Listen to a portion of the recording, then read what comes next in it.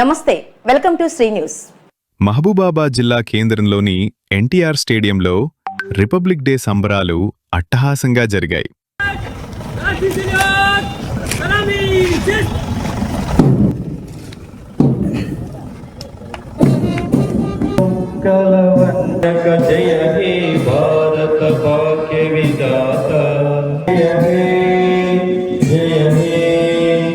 జిల్లా కలెక్టర్ అద్వైత్ కుమార్ సింగ్ జాతీయ పతాకాన్ని ఆవిష్కరించి పోలీసుల గౌరవ వందనాన్ని స్వీకరించారు.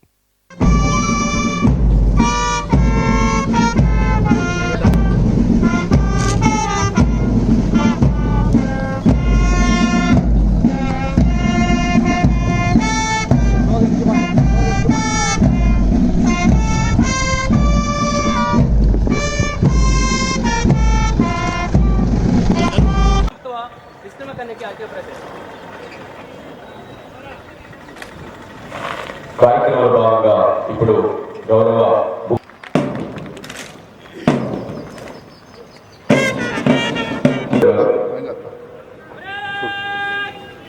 Fourth plate SI Gangaram Ravi గారు, ఫిఫ్త్ ప్లేట్ ఎస్ఐ సీరో సంతోష్ గారు,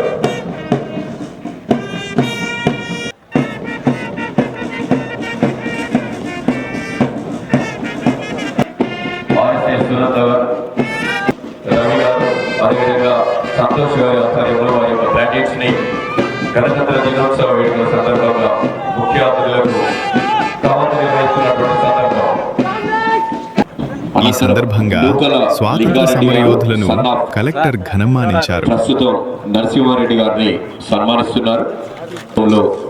మరి వారు బ్రిటిష్ వారి వైఫ్ ఆఫ్ నారాయణ మహబూబాబాద్ గారు, మరి వారిని గౌరవ అడిషనల్ కలెక్టర్ లెనిన్ వత్సల్ టప్పో గారు సన్మానిస్తున్నారు. ఇలాంటి పెద్దల యొక్క స్వాతంత్ర్య ఫలాలను మరి అనంతరం జిల్లా ఎస్పీ శబరీష్, ఎమ్మెల్యే మురళీనాయక్ గారులతో కలిసి వివిధ శాఖల్లో ఉత్తమ ప్రతిభ కనబర్చిన ఉద్యోగులకు ప్రశంసా పత్రాలను అందజేశారు. సత్యనారాయణ గారు, అదేవిధంగా తొరూరు ఆర్డీఓ గారు జి గణేష్ గారు, తదుపరి కురవి సీనియర్ అసిస్టెంట్ గుగ్లోస్ దుర్గా ప్రసాద్ గారు. ముఖ్యంగా విద్యార్థులు ప్రదర్శించిన సాంస్కృతిక ప్రదర్శనలు ఆహుతులను విశేషంగా అలరించాయి.